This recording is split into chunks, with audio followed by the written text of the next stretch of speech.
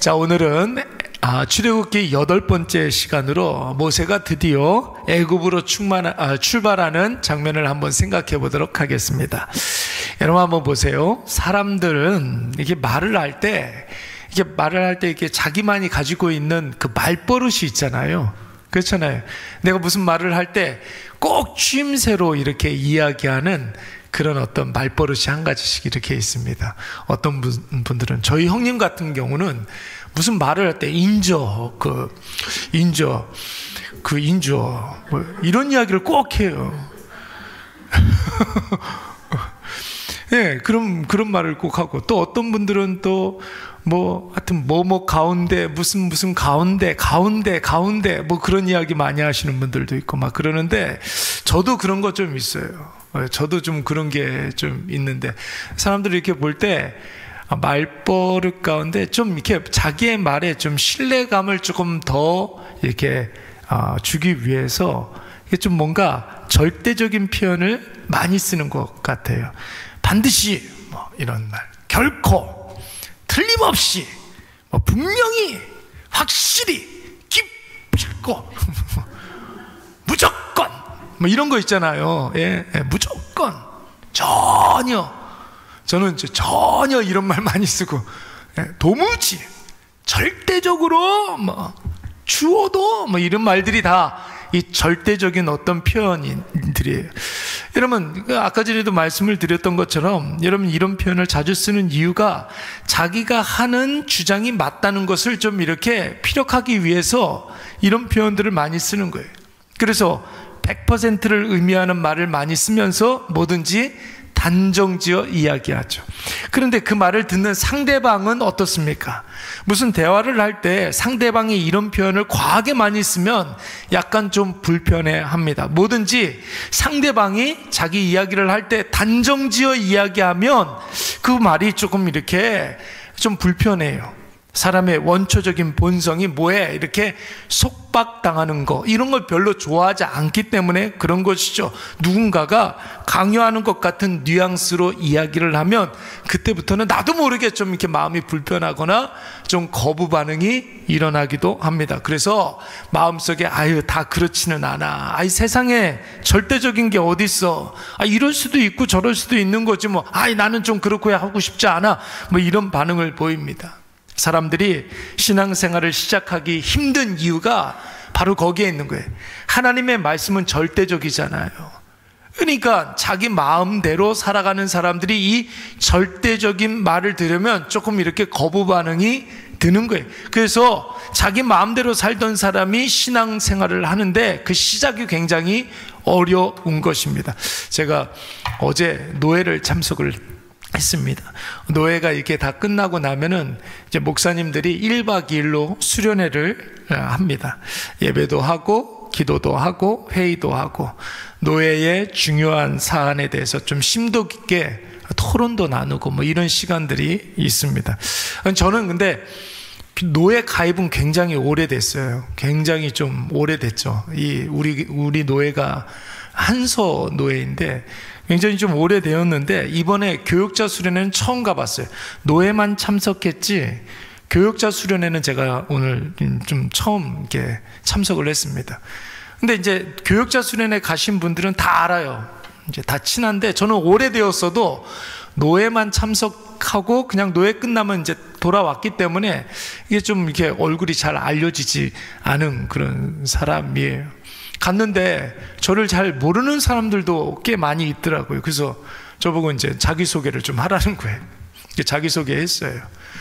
자기소개하고 또 이런저런 질문도 하고, 그래서 질문에 이렇게 대답도 하고, 그런데 제가 마치 교회 처음 나온 새신자 같았어요. 그런 느낌이 딱 드는 거예요. 내가 새신자 같다라는 생각이 딱 들더라고요. 그러니까 이렇게 이야기 나눌 수 있는 사람들도 별로 없고, 좀 이렇게 나 혼자 이렇게 앉아가지고 누가 또 이렇게 어색하니까 말도 남자들만 이렇게 있으니까 말도 잘 안 걸고, 그러고 좀 이러고 있다가 원래 오늘까지거든요. 못 견디고 어저께 밤에 몰래 도망쳐 왔어요. 도망쳐 왔어요. 오늘 아침에 막 전화 오고 난리가 났어요. 나 새벽 예배가 있어서 우리 교회는 새벽 예배 꼭 드려야 된다고. 그리고 이제 왔어요. 수요 예배도 있고 막 그래서. 아니, 내 마음에 뭔가 이렇게 구속하고 뭔가 이렇게 얽매이는 것 같으니까 마음이 먼저 반응하는 거예요. 예. 그러다 새신자의 우리 교회 처음 오신 분들의 그 마음을 좀 이해가 되더라고요. 어색하더라고요. 예. 그러니까 여러분들 우리 교회 처음 나왔을 때 얼마나 좀 그랬어요. 그랬을 거 아니에요. 다 그러셨을 거예요. 다 그랬을 것 같네. 다 보니까 제가 그 마음을 이해할 수 있을 것 같아요. 자꾸 전화 오는데 지금 그래서 노예해서. 근데 감사하게 받아들여야 될 것 같습니다. 자, 오늘 모세 이야기를 우리가 계속해서 묵상하고 있는데, 하나님께서 모세와 6번 가라 안 간다 이런 공방을 끝내고 드디어 모세가 애굽으로 돌아가려고 결정을 했습니다. 이제 마지막 관문이 남아있는데, 여러분 그것이 무엇이냐면 자기가 지금 얹혀 살고 있는 장인어른한테 허락을 받는 거예요. 여러분 모세 입장에서 보면 다시 애굽으로 돌아가는 일에 이 장인이었던 그 이드로의 허락을 받는 것이 굉장히 큰 어려움이었습니다. 여러분 한번 보세요. 이드로 입장에서 한번 생각을 해보세요. 모세의 장인 입장에서 한번 생각을 해보십시오. 여러분 이 모세는 세경을 주지 않아도 부릴 수 있는 머슴이에요. 그렇잖아요. 겉으로는 이제 한 가족이라고 이야기하면서 여러분 세경 주지 않아도 열심히 일하는 모습 아닙니까? 밥만 잘 먹여주면 자기가 알아서 일 열심히 하는 스타일이에요, 이 모세는. 여러분 이드로 입장에서 보면 모세가 애굽으로 돌아간다 하면 어떻게 해서든지 어떻게 해야 됩니까? 막아야 될 것 아닙니까? 더군다나 모세가 애굽으로 가면 혼자만 가겠습니까? 누구 데리고 가요? 자기 딸도 데리고 가고 자기 손주들도 데리고 가고 그럴 것 아닙니까? 여러분 상황이 이러니까 모세가 이드로에게 뭐라고 이야기합니까? 분명히 이 이드로 우리 장인어른이 나 어디 간다 그러면 못 가게 할 게 분명하니까 뭐라고 이야기를 해요? 눈치 보면서 어렵게 말을 꺼냈는데 한다는 소리가 뭡니까? 애굽에 있는 내 형제들에게로 가서 그들이 살았나 죽었나 확인하러 갔다 오겠습니다, 이렇게 이야기를 한단 말이에요. 예. 여러분 원래 그동안 하나님과 모세가 이야기했던 거 6번이나 간다 못 간다 막 이런 거 있었잖아요. 하나님이 모세에게 했던 이야기를 이드로에게 분명히 이야기해야 되는데 기껏 한다는 소리가 이드로 눈치 보면서 오랜만에 고향집에 다녀오겠다고 이야기하는 거예요. 하나님이 여러분 모세에게 하신 말씀이 무엇입니까? 우리가 지난 시간에 생각해 보지 않았습니까? 내가 무엇이 간데 내가 어떻게 갑니까? 애굽에. 그랬더니 하나님 뭐라고 그랬어요? 내가 너와 함께 한다. 걱정하지 말아라. 사람들이 내 말을 안 믿으면 어떻게 합니까? 지팡이, 뱀 이거 한번 보여줘라. 지팡이로 뱀 변하는 거, 손에 나병이 들었다가 나병이 낫는 거 이거 보여줘라. 난 말을 잘 못합니다. 내가 하는 것이다, 네가 하는 게 아니다. 보낼 만한 자를 보내소서. 아론이랑 같이 가라. 장인이 안 보내줄 겁니다. 보내줄 거다. 이렇게 이야기하고 있지 않습니까? 여러분 이런 이야기를 해야 되는데 이드로에게 그 스스로 계신 하나님께서, 내 앞서 행하시는 하나님께서 나에게 이런 원대한 꿈이 있으셔가지고 나를 애굽에 보내주시는데 저 가겠습니다 이렇게 이야기해야 되는 거 아닙니까? 그런데 내 형제들이 살아있나 보고 오겠습니다 이렇게 이야기하면 안 되는 거란 말이에요. 그런데 여러분 뜻밖의 이드로가 뭐라고 그래 이야기합니까? 이드로가 뭐라고 그래요? 어딜 간다고 그래? 그냥 여기 있어. 뭐 그런 얘기하지 않고 뭐라고 그래요? 평안히 가라. 예. 딱 5자 나오지 않습니까? 그냥 가라는 거예요. 사랑하는 여러분, 우리가 어떤 일을 할 때 아직 일어나지 않은 일인데 미리 걱정하고 염려하는 일들이 있죠. 그래서 미리 걱정해가지고 머리를 잘 굴려가지고 내 나름대로 잘 준비해가지고 뭔가를 한다고 하는데 그게 여러분 실수가 될 수 있고 그것 때문에 문제가 더 꼬일 수가 있는 것입니다. 여러분 내가 아직 일어나지 않은데 염려하고 걱정하는 그 이유 왜 그렇습니까? 내 경험, 내 판단, 내 기분 이 3가지에서 오는 거예요. 뭐라고요? 내 경험, 내 판단, 내 기분, 감정 이것 때문에 원래는 안 해도 되는 걱정인데 그 걱정을 내가 만들어낸다라는 것입니다. 여러분 한번 보세요. 내 경험, 내가 직접 겪었던지 아니면 남이 겪은 이야기든 과거에 유사한 일들을 겪었거나 누군가가 했던 말들이 여러분 너무 과도하게 그것을 생각하게 되면 그것이 내 마음속에 하지 않아도 되는 걱정이 되고 염려가 되는 거예요. 그러니까 여러분 나도 모르게 그 걱정을 내가 생산해내는 것이죠. 과거에 그런 유사한 일들이 있었기 때문에 그 일들처럼 그렇게 될까봐 여러분 내가 걱정하게 되는 거예요. 뿐만 아니라 내 이성이 있잖아요. 내가 판단해 보건데 내 생각에는, 여러분 그런 말 많이 하잖아요. 내 판단에는, 내가 볼 때에는, 우리 그런 이야기 많이 하지 않습니까? 지금의 이 상황과 관련된 사람들을 종합적으로 판단해 봤을 때 내가 종합적으로 판단해 봤을 때 나는 명석하니까, 내 판단이 옳다 생각하니까 판단해 봤을 때 부정적인 결과가 초래될 것 같으면 그때부터는 여러분 내 마음에 안 해도 되는 걱정과 근심을 하게 되는 것이죠. 여러분 그래서 머리가 똑똑한 사람들은 걱정이 더 많습니다. 복잡하게 살아요. 근데 여러분 나는 아무것도 아닙니다 하는 그런 사람들에게 오히려 여러분 밤에 잠 잘 잡니다. 그래요. 그리고 밥 잘 먹습니다. 입맛이 사라지는 그런 꼴이 없어요. 그렇습니다. 여러분 똑똑한 사람들이 복잡하게 살아가는 거예요. 그리고 제일 중요한 거, 내 기분, 내 감정 이상하게 그렇게 하기 싫어요. 마음이 이상하게 불편해요. 뭔가 좀 이렇게 억울한 것 같고 기분이 안 좋고 감정이 좀 상해요. 그러면 그 불편한 마음이 걱정이 되고 걱정이 두려움이 되는 거예요. 그런데 여러분 경험과 판단과 감정적으로 불편해서 걱정이 되고 그 걱정이 두려움이 되는 거 이해는 되죠. 인간이니까. 근데 중요한 건 뭐예요? 그럼에도 불구하고 세 가지가 중요한 거예요. 첫 번째, 여러분 하나님께서 우리를 부르셨다고 한다면 아직 가보지 않은 길이에요. 하나님께서 우리를 인도하신다면 여러분 그 일이 어떻게 될지 모르는 거예요. 내가 판단할 수가 있어요, 없어요? 내가 판단할 것이 아니라는 거예요. 여러분 우리의 인생 가운데 언제 어떻게 무슨 일이 벌어질지 모릅니다. 하나님이 하시면 되는 줄로 믿습니다. 하나님이 주신 말씀이고 하나님의 말씀에 내가 순종한다면 그 순종에 대한 결과는 반드시 여러분 우리에게 긍정적인 요소로 다가오게 될 줄로 믿습니다. 그래서 맨날 제가 여러분들에게 강조하잖아요. 하나님이 하시리라, 이 고백으로 나아가라고. 이 말이 뭐예요? 하나님이 절대로 우리를 망하게 하지 않는다는 거예요. 내가 걱정한 대로 그 걱정거리를 우리에게 현실화시켜주지 않는다는 거예요. 하나님이 앞서 행하시는데 여러분 그 걱정이 왜 우리에게 현실이 되겠습니까? 두 번째, 그 길을 하나님께서 인도하시는데 그 일이 하나님이 원하시는 일이라면 하나님께서 반드시 일을 하시는데 하나님이 우리 앞서 싸워주시는 줄로 믿습니다.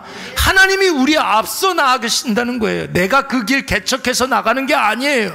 하나님 앞서 나아가신다면 여러분 담대하시기 바랍니다.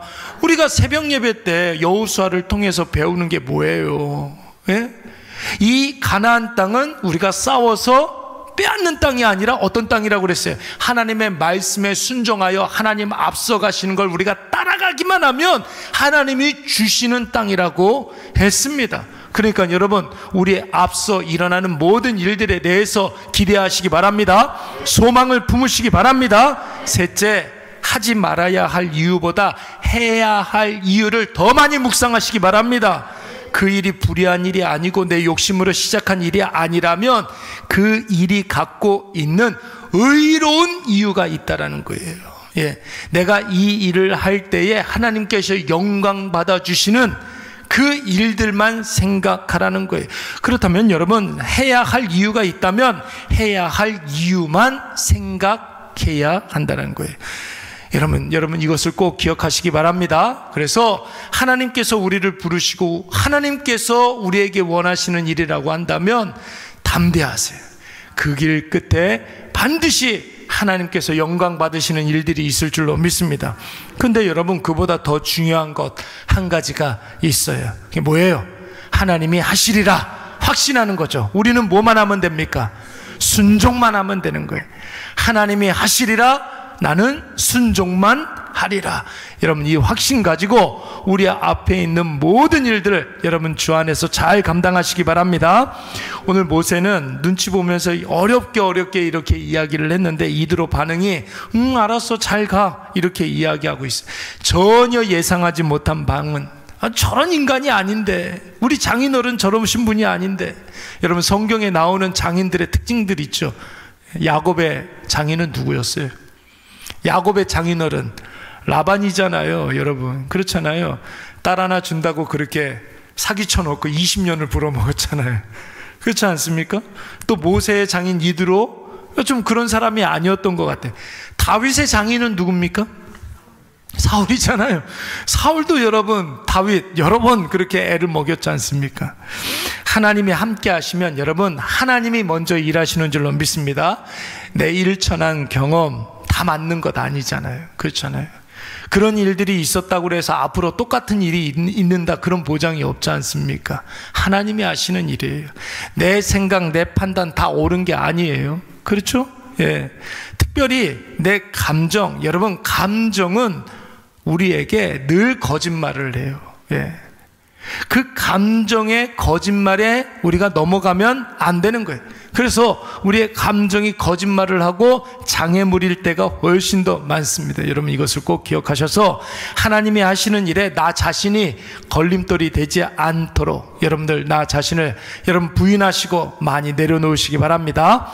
자, 이제 이드로의 승낙이 떨어지자 그 즉시 하나님이 모세에게 뭐라고 이야기합니까? 여러분, 우리 다 같이 19절 말씀 한번 읽어보도록 하겠습니다. 시작.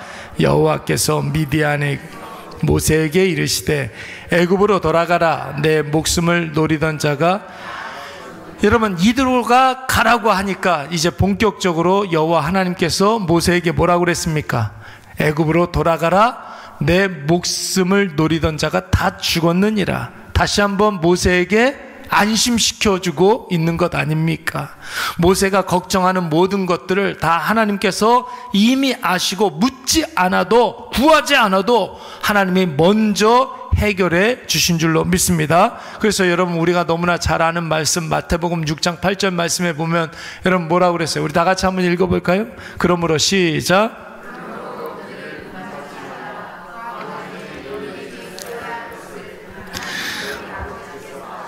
하나님 어떤 분이라고 그랬어? 내가 구하지 않아도, 예, 나에게 필요한 것을 다 아시고, 여러분, 우리가 구하지 않아도 우리에게 필요한 것들을 다 채워주시는 줄로 믿습니다. 그런데 여러분 보세요. 그 앞에 뭐라고 그랬냐면, 그러므로 그들을 본받지 말라고 그랬어요. 여러분, 여기서 나오는 그들은 누구를 말하는 겁니까? 누구를 말하는 거예요? 예? 걱정부터 하는 사람들을 말하는 거예요. 예. 하나님이 하신다는 그 사실을 믿지 못하고 걱정부터 하는 사람들, 여러분, 그 사람들을 말하는, 그들을 본받지 말라, 그렇게 이야기하고 있는 것이죠. 여러분, 하나님께서 내 마음속에 무엇이 있는지 먼저 다 아시는 줄로 믿습니다. 다 아시고 먼저 해결해 주신다는 사실을 여러분 꼭 기억하시기 바랍니다. 시편 139편 1절부터 4절까지 말씀 한번 볼까요? 1절부터 4절까지 우리 다 같이 시작. 여호와여, 주께서 나를 살펴보셨으므로 나를 아시나이다. 주께서 내가 앉고 일어섬을 아시고 멀리서도 나의 생각을 밝히. 3절. 나의 모든 길과, 3절 클릭 한 번 더. 없어요? 예, 2절까지 한 번 더 읽어볼까요? 여호와여, 시작. 여호와여, 주께서 나를 살펴보셨으므로 나를 아시나이다. 주께서 내가 앉고 일어섬을 아시고 멀리서도 나의 생각을 밝히 아시오며. 3절 말씀에서는 뭐라고 그랬냐면, 나의 모든 길과 내가 눕는 것을 살펴보셨으므로 나의 모든 행위를 익히 아신다고 그랬어요. 4절 말씀에서는 내 혀의 말을 알지 못하시는 것이 하나도 없으시니이다. 할렐루야. 여러분, 내 마음 속에 있는, 여러분, 내가 나를 잘 알아요? 예? 내가 나를 잘 압니까? 그렇잖아요. 예.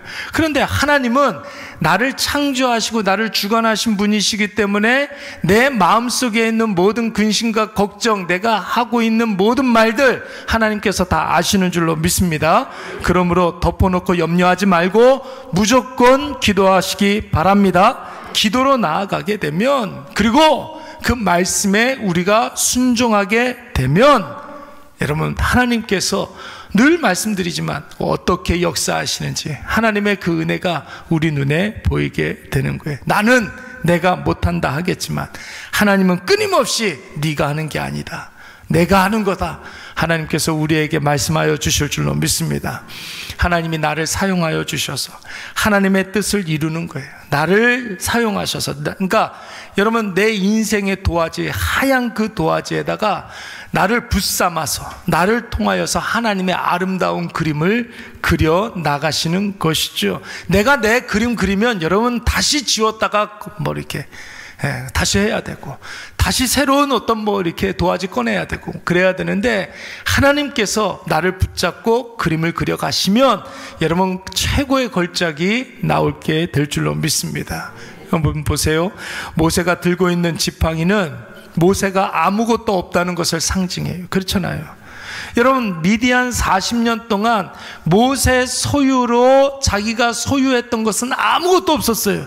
누구의 양만 쳤습니까? 장인어른 이드로의 양만 쳤습니다. 그러니까 여러분, 모세 이름으로 되어 있는 건 아무것도 없었어요. 뭐밖에 없었어요? 지팡이밖에 없었어요. 그러니까 모세가 지팡이를 짚고 있다라는 것은, 모세가 지팡이를 잡고 있다는 것은 모세에게 아무것도 없다라는 것을 의미하는 거였거든요. 그런데 여러분, 오늘 하나님께서 모세에게 임했을 때 이 지팡이가 누구의 지팡이라고 그랬습니까? 우리 20절 말씀 한번 보니까 누구의 지팡이라고 그랬어요? 하나님의 지팡이라고 그랬어요. 이전에는 모세가 아무것도 없습니다라는 것을 상징하는 지팡이였는데, 그 지팡이 계속 짚고 있는데 이제는 하나님께서 그에게 임하시니까 그 지팡이가 하나님의 지팡이가 되는 거예요. 하나님의 능력을 소유한 사람이 된 것이고 하나님의 일을 감당하는 사람이 된 줄로 믿습니다. 사랑하는 여러분, 그래서 하나님이 앞으로 되어질 일까지도 보여주시지 않습니까? 애굽으로 돌아가서 지팡이 가지고 뱀쇼 보여주라는 거예요. 지팡이 뱀쇼가 뭡니까? 지팡이 이렇게 던지면 뭐가 돼요? 뱀이 되고, 뱀의 꼬리를 딱 잡으면 뭐가 됩니까? 지팡이가 되는, 그거를 보여주라는 거예요. 그리고 손에다가, 품에다가 이렇게 넣고 빼면은 손에 나병이 생기고, 또 다시 넣었다가 빼면 나병이 낫고, 이걸 보여주라는 거예요. 여러분, 그래서 모세가 애굽에 가가지고 바로 앞에서 무엇을 해야 되는지도 알려주시지 않습니까? 뿐만 아니라 여러분 23절 말씀해 보니까 무슨 말을 해야 되는지도 알려주시는 거예요. 이스라엘은 누구의 장자라는 겁니까? 하나님의 장자라는 거예요. 그러니까 이스라엘로 하여금 하나님을 섬기게 하라고 그 말을 하라는 거예요. 여러분, 내가 쓰임 받겠다 마음 먹고 순종하자 하면 여러분, 그때부터는 하나님께서 알아서 우리의 걸림돌도 치워주시고, 그렇잖아요. 여러분, 모세는 생각할 때 이드로가 걸림돌이라고 생각했단 말이에요. 근데 하나님께서 이드로의 마음을 바꿔주셔서 평안히 가라 했잖아요. 걸림돌을 치워주실 줄로 믿습니다. 내가 걱정하는 그 걸림돌을 하나님께서 내가 어떻게 하지 않아도 하나님께서 치워주신다는 말이에요. 뿐만 아니라 어떤 능력도 허락해 주시는 줄로 믿습니다. 뭐 주셨어요? 하나님의 지팡이를 잡았다고 그러지 않았습니까? 그거 하나님의 능력 아니에요.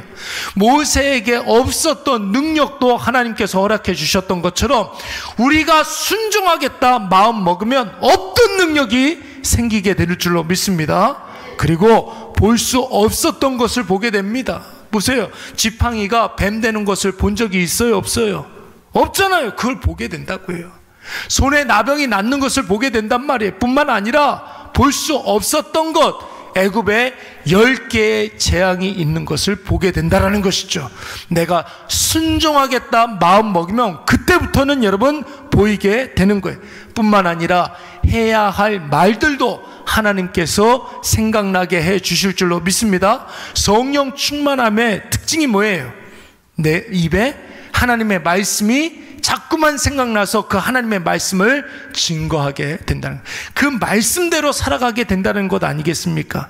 여러분, 하나님께서 오늘 우리에게 성령을 부어주셔서 하나님의 말씀을 생각나게 하시고 그 말씀을 선포케 해주실 줄로 믿습니다. 근데 여러분, 문제는 뭐예요? 하나님의 말씀이 임했는데 하나님 하고자 하시는 일들을 아는데 그 일에 내가 관심이 없고 그 일을 나와 무관한 일이라고 생각하는, 그게 문제라고요. 예. 하나님 분명히 우리 임재에 계시고 나와 함께 하시고 하나님이 나에게 무엇을 원하시는지 아는데, 하나님께서 내가 무엇을 하는지 기뻐하시는지를 아는데 그 일에 애써 무관심하고 그 일을 나와 무관한 일이라고 생각하는 것, 여러분, 그것을 가장 경계해야 되는 거예요. 성경에서는 이것을 뭐라고 이야기하느냐면 뭐라고 그래요? 게으름이라고 이야기하는 거예요. 우리는 그냥 나태하고 게으르고 그냥 아무것도 안 하려고 하는 것, 그것을 게으름이라고 생각하지만 성경에서 게으름이라는 것은 무엇이냐면 하나님 나와 함께 하신다는 것을 내가 알고 하나님이 나에게 무엇을 원하시는지도 아는데 안 하는 것, 그것을 게으름이라고 이야기하는 거예요. 그래서 여러분, 잠언서 26장 말씀에 보면 게으름을 뭐라고 이야기합니까? 문짝이 돌적이를 따라 도는 것 같다. 그래서 계속 바쁘게 움직여요. 계속 분주해요. 그런데 여러분, 전혀 그것의 의미가 있지가 않은 거예요. 하나님이 원하시는 그 일이 아니라 다람쥐 쳇바퀴 도는 것처럼 계속 분주하고 계속 바빠요. 정신이 없어요. 그런데 남는 건 없어요. 이게 바로 게으름이라는 것입니다. 40년 동안 미디안에서 모세가 얼마나 바빴습니까? 그런데 그 바쁨과 분주함 속에 하나님이 없었어요.